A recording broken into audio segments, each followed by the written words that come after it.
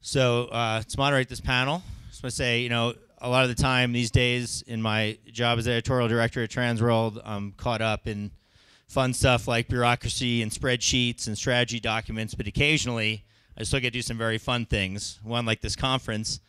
Another one is putting excellent people in important positions.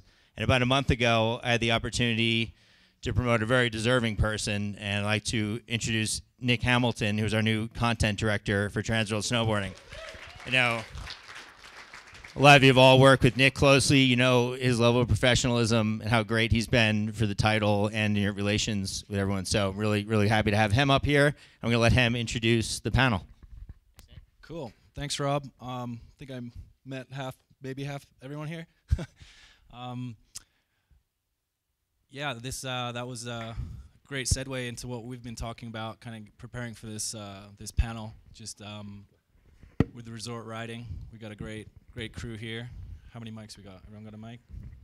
Got a couple. We got two. So first we have Hugh Reynolds, the marketing and events manager at Mountain Creek Resort, New Jersey. I mistakenly said New York earlier, so get that one straight. We got Mike Bettera from director at SPT Parks. Might have seen him on the slide a little earlier, but he's definitely not a poser. This guy's been around for a long-ass time from the East Coast. I still got the perfume on, though. Yeah, I forgot to lose that trend. Yeah. And Brian Callahan, terrain park manager here at Sun Valley Resort. So we're going to talk about retention rates, a couple of things we kind of touched upon in the last presentation. And it seems like there's been a lot of kind of doom and gloom talk this year with lack of snow and sales and stuff. So hopefully we'll get a couple of stories going of some successes. I think, Hugh, you can probably start with that. Just tell us a little bit about your guys' winter out there in New Jersey and how it went. Well, for those of you who aren't familiar with Mountain Creek, we are the closest ski resort to New York City. In 2007, we made a rather large wholesale change at the resort, changing our focus to really target in on terrain park and freestyle skiing and snowboarding. If we didn't do that, I'm pretty confident we probably would have been one of the ski resorts that Kelly mentioned that would have gone out of business. It's been a good business position for us, and it's helped keep the doors open. This year has been a challenging year. We had a grand total of 6 inches of total snowfall in the New York, New Jersey area this winter. But despite that, we were still 95% open at the resort. Testament to the power of snowmaking, to our snowmakers and our groomers. They were definitely pulling some rabbits out of their hat this year. Kelly had mentioned, we were talking on the bus ride out here, we do a tremendous amount of pre-sold business, season passes and multi-visit cards. We actually sell about 60% of our admissions revenue before we open the door for the season. So that provides us with a certain amount of weather protection. Our audience, our season pass holders are very dedicated, we're about even on visits for season pass holders this year. Obviously, the walk-up visit has been a little challenging, but you don't need a lot of powder to have a great terrain park. Our park crew was doing some really good stuff this year, really stepping up their creativity, and it paid off in the visitations. People were still coming out, they were having fun. We were still doing what we do, putting on great events every weekend, and just grinding it out this year. Very cool. And Mike, you want to add anything on the, basically how vital having a good park is at the moment? I mean, we've kind of, presentation yesterday, we were, Professor Dude was, talking about pray for snow, plan for everything else, and that's basically where parks really come into it. Want to tell us a little about successes of parks? Sure thing. Yeah, Dr. Dude mentioned it yesterday. Don't plan on snow. And I would think a lot of our customers are doing the same thing when they're planning their trips out west in the earlier part of the season. They don't know if the resort they're going to head to is going to get hit that week. And it's a good backup plan to go to a resort that you know is going to have a killer park. That way, if it doesn't end up snowing, you know you can also have fun riding the pipe at the park. And I think that's benefited resorts with good park programs and ones that also market those programs, tell the guest. Maybe another point too would be North Star in the Tahoe area, as you saw the photos earlier of Mammoth. There's no snow going on in Tahoe, and North Star was still able to pull off a 22-foot pipe around Christmas time. And that's a big story, and that proves that they have the product and they have the snow. So they kind of definitely went out and made a statement with that. And they went after it pretty hard and didn't necessarily, maybe they missed opportunities on other trails for terrain to open, but they have a bigger story because of the 22-foot pipe. Cool. And Brian, you were talking about kind of early season people coming out from even Salt Lake and other places because of the terrain park. Yeah, exactly. I mean, Sun Valley is high desert, so we get some cold temperatures, so we kind of count on snowmaking and hope for the snow. By doing that, we just got with operations and, strategically blew on the terrain parks that could open first. We opened our half pipe for Christmas, and we had our terrain parks open by second week of December. And by doing that, all the athletes that are in Park City and Salt Lake and Boise, they didn't have any backcountry kickers they could build or any terrain parks that had, double lines or, a good set of rails. So they were coming to Sun Valley, and we, got a good response. We had film crews coming up here doing their early filming and whatnot. So we were able to attack that and then getting the social media out from that. Our numbers were as high as, 17% up on Dollar Mountain. I think that was one of our highest numbers up from last season. So because we had that terrain park, our numbers were just packed all, pre-season. Very cool. And let's talk a little bit about smart terrain, Hugh. There's been a lot of talk about, growing retention rates and then just how important that is for an industry. I think products have improved, hugely with the mini boards you can't catch an edge on, and, just making learning so much easier. But I think smart terrain, and maybe while you're talking, I'll pull up that slide on the pipe, but, you guys, I think the number you were kind of saying earlier when we were kind of chatting about it was pretty drastically different from the 15, 17% we've been talking about for a general retention rate.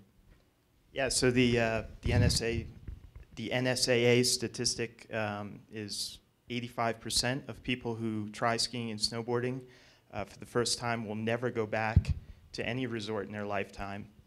So we're only capturing about 15% of the guests that are coming to us to get initiated into our sports. If we were a restaurant and we only had 15% of the diners come back and dine with us again, we would probably be out of business in a couple of weeks. So, as an industry, that's a number that should be very alarming to us. This summer, we had a unique opportunity. We were building a new base lodge and redesigning our base area consequently. So we spent a lot of time last year looking at our guest behavior, particularly the first-time skier and snowboarder, what their experiences are when they come to the resort. Why is that number the way it is? Why do so many people decide that they check it off their life list, they've done it once, and they don't want to come back and do it again? And what can we do to change that? So we got involved with SBT and with Burton Snowboards pretty heavily. And what we did this past season was we pioneered taking some of the concepts that they started out at North Star at the Burton Academy with terrain-based teaching and terrain-assisted learning and translating that to the mass market. So every first-time visitor that came to our resort this year to learn how to snowboard was put through a whole new teaching process that we developed this year where we actually groomed the terrain to assist with learning to make it easier. We also made some conscious decisions to bring elements of terrain park into our first-time lesson process and cultural terms that they can relate to. So the first area that they get brought to is the mini pipe, which is a really mellow, super exaggerated half pipe where they get comfortable with first sliding on snow. As opposed to a traditional bunny hill model where you're fighting gravity all day, and the first thing they do is they hike you up to the top of the hill and they point you downhill and they say, okay, now you're going to go. The guest is immediately put in a position of fear, makes them tense, fatigues them because they're fighting the forces of gravity. What we do is we use the terrain to stop them. So they come up to the deck of the mini pipe, they look down it, they know they just have to go a short distance, and then the flat bottom will stop them, and if that doesn't stop them, there's a wall on the other side. They know they're not going to go any further, so it relaxes them. The greatest thing we saw this year is it really brought learning how to snowboard back to just getting out and playing in the snow. The guests were learning without even realizing that they were learning. They were just out there having fun. And we even had a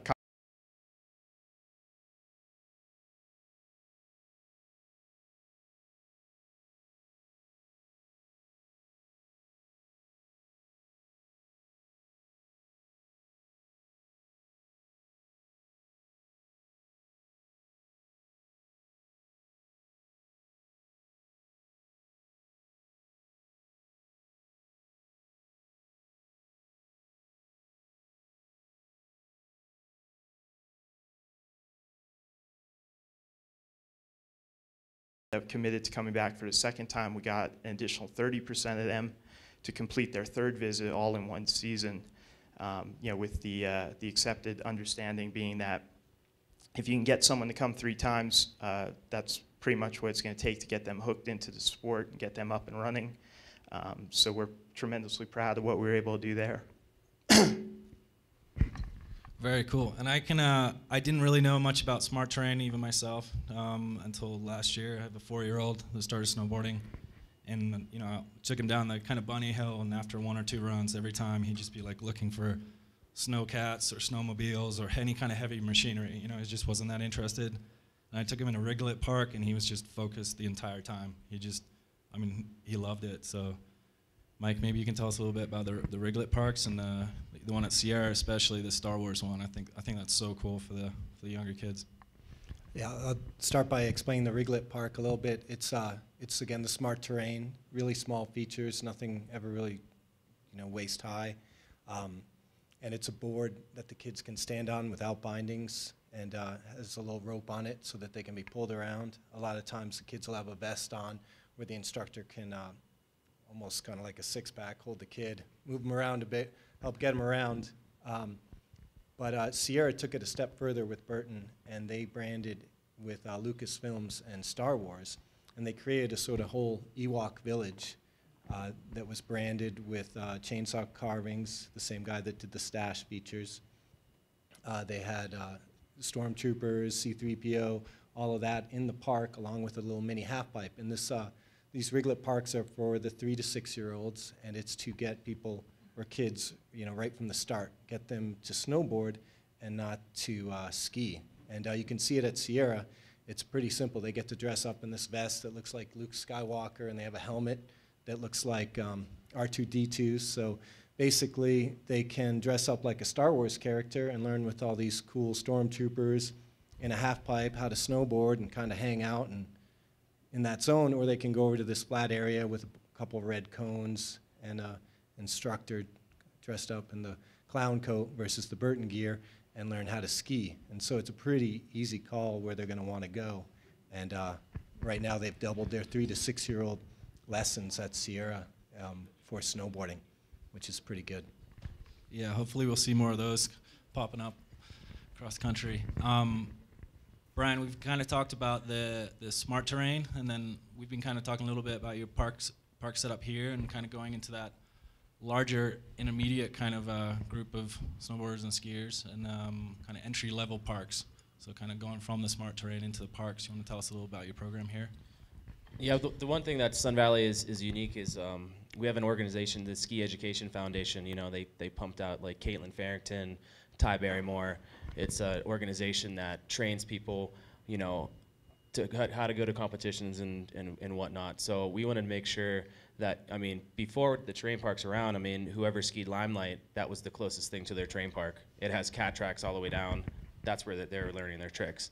So it was pretty amazing to me that these kids were training on cat tracks before the terrain park were going on. So when the first year we built these terrain parks, they were just so stoked. They were like, oh my God, the coaches would come up to me and be like, I can't believe we have legitimate jumps that these kids can train on, and it just blew me away. I was like, well, what have you guys been doing in the meantime? I'm like, you guys are obviously pumping out some really good athletes. What are you training on? And they're like, well, usually we'd showed up to the competition about a week or two before, and they would train on the jumps then. And I was just blown away. I mean, these kids, 13, 14 years old are doing like back rodeo sevens. I'm like, you're not doing that off of cat tracks, are you? They're like, yeah, we're doing that off a cat track. So it blew me away. So we made sure that our program had jumps from, the 5-footer to 10-footer to the 20-footer to the 25-footer to the 35-footer to the, 55-footer. So we have in our train park, the stepping level so they can learn off all those jumps. And the coaches, came up to me today, this year, and were mentioning, like, see that kid? And he's going through the meeting park. He's like, first year on skis. It's like, so it's like you can see these kids, they're able to progress and learn through like a coaching atmosphere. So it just shows that, with an organization, without the train parks, yeah, they'll get it done, but with train parks, it's that much more easier. Cool. And I think we've been talking a little bit about the misconceptions on injuries and kind of safety and stuff. I think there was maybe even one in the statistic or kind of an assumption that bigger parks mean more injuries. Mike, do you want to tell us a little bit about what you know on that? Yeah, basically the bigger jumps, the 70-footers, even 55-footers, they're more intimidating. The people that are hitting them are experienced. They already know what they're doing, so the injuries are minimal, or they're not catastrophic. Catastrophic would be anything that's life-altering, femur to, spinal cord, anything that's going to affect you for the rest of your life. And those kinds of injuries are happening on the small features. They're not happening on the jibs. They're not happening in the 22-foot pipe. They're happening on the small features. Misconception too, or I guess it's maybe not a misconception, but over the past 20 years, terrain parks have grown hugely. They're all over the place. 20 years ago, out of all the resorts, probably about 5% had terrain parks, and I'm sure a lot of you were around then. You weren't allowed on the hill, or you were building jumps on the side of the trail. Nowadays, that number has flip-flopped, and 95% of resorts have terrain parks and 5% don't. So with that number, you'd think that the injuries would have increased over those 20 years, and actually they've stayed about the same per 1,000 skier visits. If anything, I've actually even heard that they've gone down. So, and that comes from terrain parks being more responsible, having better planning, better education of their staff, better educating of the guest service to the guest, and doing what they can to make the parks, I guess, reasonably safe, because no terrain park is actually safe, or even getting on snow and ice is not really considered safe. Cool. So definitely there's a whole scope of, from smart terrain parks, to the big stuff, 22 foots, the huge gaps, the, aggressive parks. Let's talk a little bit about the, opportunities for a lot of people in the room as well, retailers and brands. I think, because there is such a huge movement at the resorts, the parks. How can brands get involved? I think, Hugh, you were telling me about some things you guys do, local retailers. Yeah, one of the programs we initiated this year was a beginner in a bag program. We do probably 60% of our visits are terrain park users. Of the remaining 40%, probably 80% of those are first-time, never-ever skiers and snowboarders who are coming out from the city to come out to the outdoors for the first time, learn how to ski, learn how to snowboard. So, what we developed this year in conjunction with our beginner programs was this retail package product that we called Beginner in a Bag. Really attractive price point. It was $149, and it got you everything that you needed to become a snowboarder. So after you completed your first lesson, you get a pair of pants and a jacket, gloves, goggles, socks, welcoming you to the club. One of the things about terrain parks and Kelly and snowboarding in general, and Kelly touched upon it, it really plays to the aspirational nature of people. Everyone wants to be a rock star. Everyone wants to be a snowboarder or a skateboarder. It's the cool thing to do these days. Having the clothes and looking the part being the urban woodsman that we are, you know, that definitely that definitely plays a part. Well, I don't have the full beard. I'm sorry, it's not my genes. So yeah, you know, integrating retail into that and initiating people into the club, making it easy for them to get into the lifestyle, you know, to look the part, you know, is tremendously important as well. And maybe even more on the brand side, Mike, you've been working on a lot of big projects for SBT, the kind of, you know, the super parks in the backcountry and the custom builds that definitely aren't open for the public, but those seem like a great opportunity for brands. I mean, most of the brands, there is a huge cost obviously involved with building those features, but it seems like even the, you know, the Forum Streets at Seven Springs and the Red Bull Plaza at Bear, there are kind of some cool opportunities to get involved with local parks and the programs. You want to talk about some of those opportunities? Yes, you know, the resorts are always looking for partnerships. It's, you know, brand collaboration. You know, resorts brand, they want them to be cool and fit the market, the youth market. So working with your brand is probably, you know, most likely a good decision. So sponsorship features such as the Oakley one or the Maddox one at North Star are great examples of tying in those brands with your brand, and they can help tell the resort story for the resort, and vice versa if you're picking the right resort partner and brand for your company. I see a lot of cool things happening, or have been happening, such as the Volcom PB&J, the Rome Pre-Jib, Oakley's Women's Camp. Those are great programs that are getting, you know, people out there more and having them visit the resorts more and purchase more product and whatnot. But we're not seeing a lot of areas that are going after the never ever. Or at least I don't know of many that are. The Wrigley Park is one great example, but I think that's an area that our industry is missing. I'm not saying I have the answer, but I think it's one that we should be looking to. How are we going to get these people out there for the first time and then keep them there? Because we know, you know, lift tickets, resorts are expensive. The weather can be crappy. The gear cannot always work for you if you don't plan things out. And we take for granted how much people in this room know when they get out there. And if you go with somebody who's never been before, or only been a couple times, you know it takes a lot longer to get up there on the hill than when we're hanging out here with our crew, bombing the warm springs. Cool, and let's talk a little bit about marketing. Brian, you have a kind of we were talking earlier, you actually seem to have two titles, Terrain Park Manager and Youth Development Marketing. So, and those obviously go hand in hand.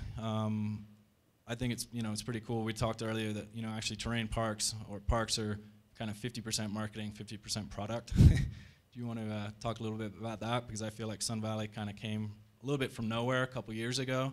You guys came in really, really strong with the kind of marketing, and now you kind of stable with the product and marketing. Yeah, I mean, as we all know, there's operations and there's marketing. You can't really have one without the other. So when we first came here, you know, we had two things that we had to do, you know, from just having a terrain park, you know, we had to get that word out. So, you know, SPT brought in some key operators and myself to you know, we're basically running a marathon when everybody else was jogging. You know, we're a couple hours late. So we're out here running as fast as we can. So the first year we got the word out by doing key relationships with Scott's, key relationships with Smith, key relationships with Candy Grind, doing core, Rail Jam series, doing postseason shoots with Form, Level 1, Flow. So we were getting the word out. And by doing that, the following year, we were published every single month from a magazine, from the photo shoots and from the Rail Jams and whatnot. So that's how the relationship with brands helped us get the word out, and everybody was like, what is going on in Sun Valley? Like, people actually started calling us for photo shoots and postseason shoots. So that's how the marketing, you know, helped out with that. But then we almost were like, oh my God, now we have to make sure the operations is going to be able to deliver the marketing. So the next year came on, we kind of went after it pretty hard. You know, we had a lot of photo shoots, and it was back to back to back, and then we just realized we are putting so much strain on our operations that if you can't deliver what you're marketing, then the marketing isn't going to be able to look good. So going into our third season, we're strategically building up our operations at the same level as our marketing. So we're still doing key relationships with Burton, Level 1, Candy Grind, Smith, Scott, to where, you know, we had a Scott Fantasy Rail Jam. Smith helps us out with some of the core rail jams. They have Prospecting Idaho, where we can get some of the visitations from those athletes coming in, and Candy Grind helps us out with all the gear for the rail jams that we do. So we have those relationships, and then we're looking towards the postseason with Level 1 and Burton to kind of keep that relationship going, so we can get the word out to the kids. So when they're watching the movies and all the core movies, you know, Sun Valley's represented in that. So. Very cool.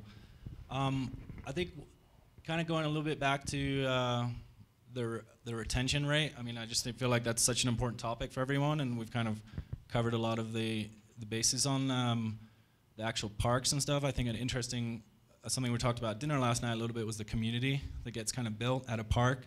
I'm in that group that started snowboarding 20 years ago when there was only 5 parks, and Mike and I actually both were riding Waterville a lot of the time because it did have the kind of, you know, the best, one of the first parks in the East Coast. And, you know, to this day, a lot of the people that were in that scene are still friends, and a lot of them work in the industry. And I think that's an important thing of, you know, the parks bring people together. We were talking about the streets and some of those parks where people can kind of session together and not have to all be at the same ability level as well. I think that's cool. So, you know, something to keep in mind, that the importance of park and supporting it is the community there. I think maybe we can kind of wrap up a little bit with kind of the future of parks. I know we've got the Olympics coming up, 2014. So I think next fall we're going to start seeing a lot of kind of excitement with that, mainstream interest. You know, I kind of felt like when halfpipe was in the Olympics, I'm definitely a little biased on it, but I felt like it made halfpipe riding maybe a little bit not that exciting for the core. It definitely exposed a huge audience of people to it, but it you know, especially the 22 foots became so kind of big and inaccessible and just really not that fun. They were just too big. So I think an important part of slopestyle in the Olympics would be kind of showing another part of snowboarding that's not just competitive, and you know, kind of fun parks is a big part of that. And I think the streets, the Seven Springs, and some new kind of urban terrain parks are, you know, they're exciting. That's kind of the future. So maybe we can just go through a couple words on the kind of future parks where you guys are seeing some direction. I guess, you know, in terms of our vision of terrain parks and where we'd like to see them go in the future, you know, it's important to build parks that have a good natural progression to them. So taking what we're doing with the first-timer experience and integrating some really basic elements of terrain park riding into those very first lessons, to having something that they can graduate to once they're linking turns all the way through to the really advanced stuff. You need to strike a good balance between it all. You know, the more advanced private shoots and private builds, you know, they're going to fulfill that marketing side. They're going to bring attention to the resort. They're going to get you recognition and make people want to come to your resort. But the reality is, for a majority of the people who ride terrain parks, they're not riding those features. So, you know, you need to strike that balance between catering to the core and to the really advanced rider, but then also offering fun, progressive parks that have a natural flow to them, so that people of all ability levels can go out, ride together, have fun. Mike will talk about the streets. I had the opportunity to get out there last week. The one thing I'll say about the streets that I was most impressed with is when you see it in photo and video, it looks super gnarly. But when you're there in person, it actually has a much more intermediate slant to it. It's a place that you can go out with your buddies, and if you're good, you can get really creative with the setup. And if you're just learning, there's still stuff in there that you can have fun with. You know, I think personally that's where I would like to see terrain parks go, playing to that communal nature. You know, why we all got into snowboarding in the first place, just going out and hanging with your friends, having a good time. And I think if we if we continue in that direction, we'll be heading in a good place. So we'll let Mike talk a little more.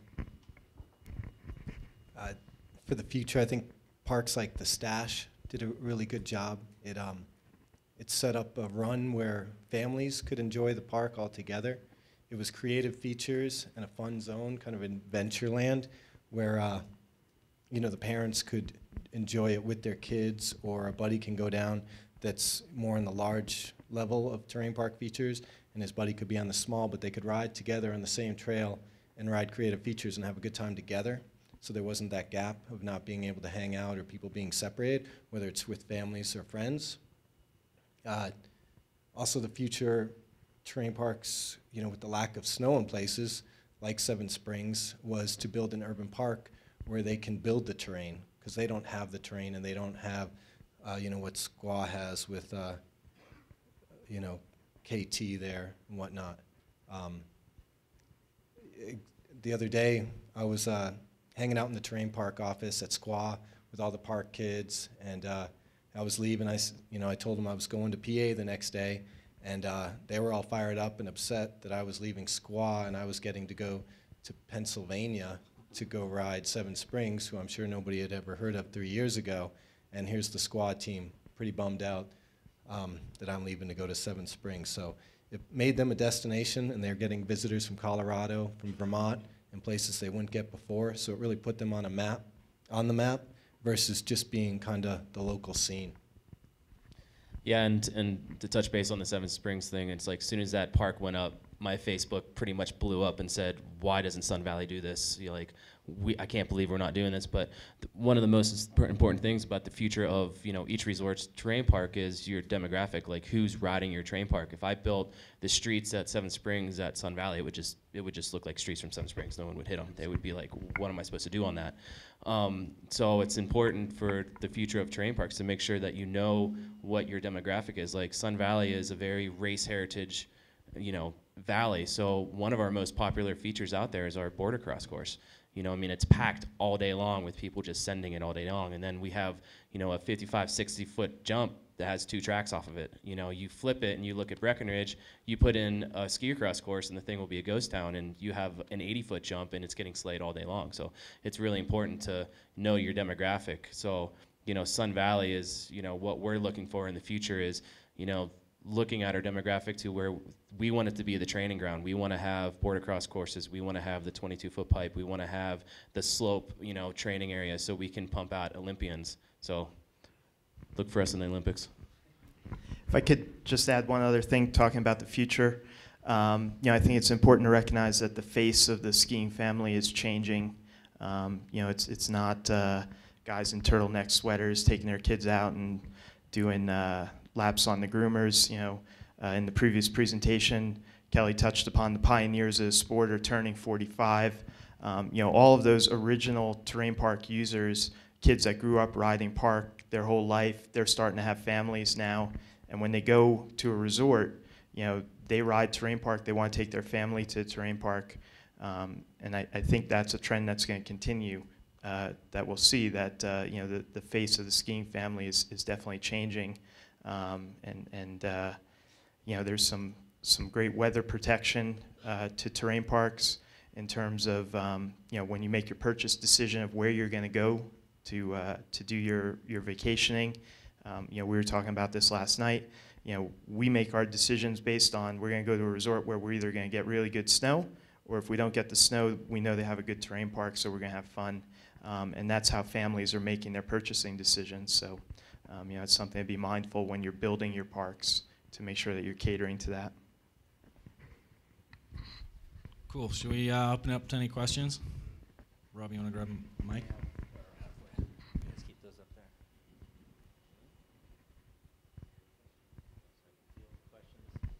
Feel them brewing. There we go. Nice to see you, sir. Oh. I'm awake. In terms of terrain parks, we talk a lot about there's terrain parks, but there's half pipe, there's slopes style, there's rails. Is there like a breakdown of, or do you have a breakdown of like, hey, most kids ride the park for the jumps or the boxes or the rails or the half pipe kind of thing? Does that make sense? I mean, yeah. I mean, there's of course there's half pipe riders, there's jibbers, and there's jumpers. I'm more of a jumper. You put me in a half pipe, and I mean, I'm horrible, but I still go down through there. We were just talking about that. Like half pipes are dying. It's like I remember back in the day, you had to ride a half pipe because it was in the middle of the park. But now these half pipes are getting ginormous, and they have to go on like a completely separate run. So, you know, you have a choice. Am I going to hit 5 rails, 6 jumps, and have a good time, or I'm going to hit this half pipe? So unless you're really training the half pipe, sometimes you're like, well, that can stay over there. I'll hit that maybe later.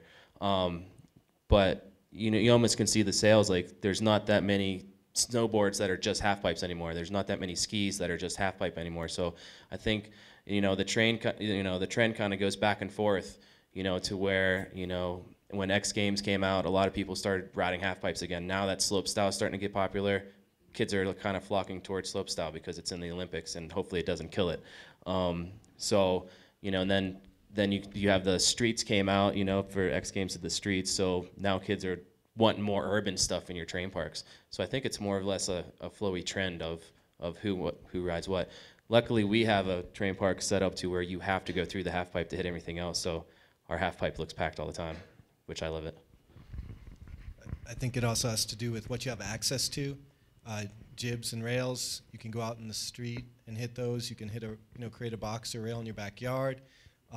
Jumps you can find them here on Baldy, on the cat tracks. But transition is something that's not as common anymore. You're just not seeing it. It's tougher to maintain. It costs more to build.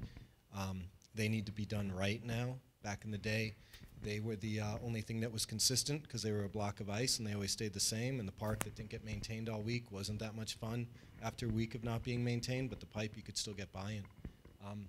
So I think it varies, but it comes down to what you have access to in your region or location.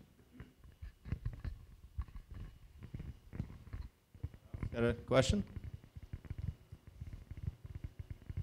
Very well then. You can follow up afterwards. So at this point, first of all, thank you all you guys for doing such a great job on that.